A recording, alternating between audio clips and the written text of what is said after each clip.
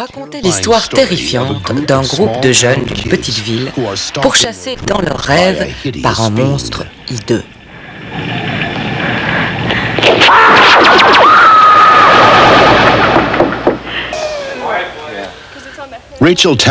La réalisatrice de Freddy est mort, Rachel Talalay, participe à la série depuis le début. Well, the very first Nightmare, I knew it was going to be a very scary film because when I read the script, I was scared, and that's very rare.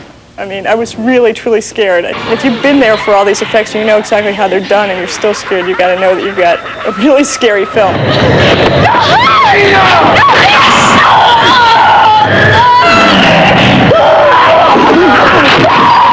I think the real gimmick, the real hook of these films is the idea that they do take place in a dream. If I fall asleep, there's going to be trouble. Whatever you do, don't fall asleep. In the air.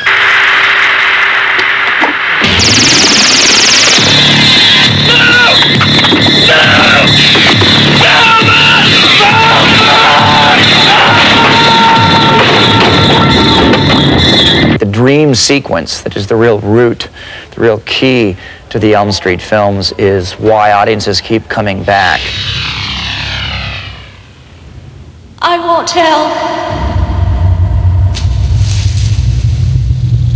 The fans of the Nightmare on Elm Street movies, they're looking For clues as to when the nightmare has begun.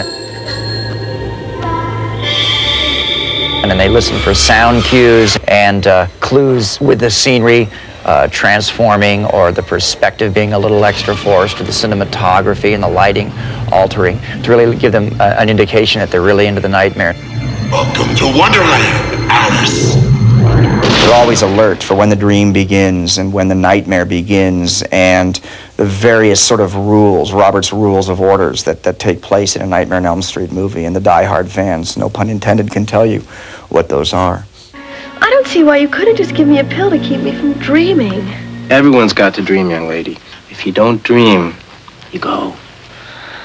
One of the things I really like about Nightmares that I think generally the older audience doesn't appreciate is that they just think that Nightmare on Elm Street is any old slasher film, and that they don't understand that this is a film that really delves deeply into the history of dreams and the psychology of dreams. How long has this been going on? Since the murders. She was fine before that. Now she thinks her dreams are real.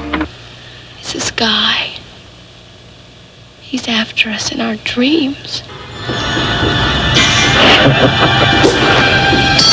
Yes, the souls of the children. Give me strength. À travers la série, Freddy Krueger a développé sa propre et suave personnalité. You know, Freddy was pretty gory in part one, but if you've seen any of the movies subsequently, you realize that Freddy doesn't stab or behead or decapitate people and drink their blood any longer. If he wants to get even with you, he finds out your tragic flaw. Bon appetit!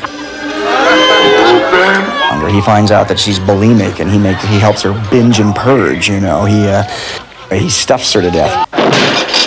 Freddy finds out she's afraid of cockroaches, and he turns her into one, and it becomes kind of wonderfully Kafka-esque.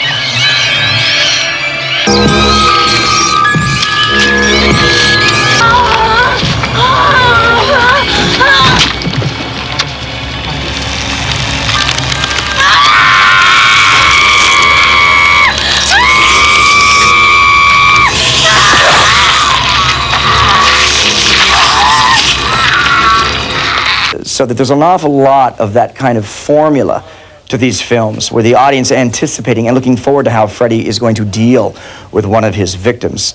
And we've done that a lot with humor in these films. And I think that's probably, if there's been any progression, it's been that they've allowed me to sort of explore this sort of relish and humor that this sort of demon has. You can check in, but you can't check out.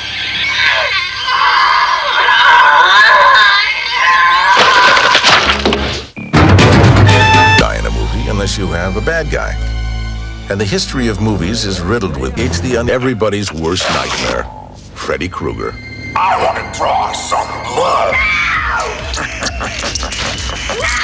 Grotesque makeup, combined with some of today's most imaginative special effects, make Freddy as menacing as any bad guy ever. In the tradition of the gangster villains, a wisecracking personality adds a dash of evil playfulness. If food don't kill you, the service will. I always think that Freddy's soul is sort of hung up like an elevator on the way to hell. It hasn't gone to hell or heaven, it's sort of in a kind of a purgatory. And we say it's the purgatory of sequels.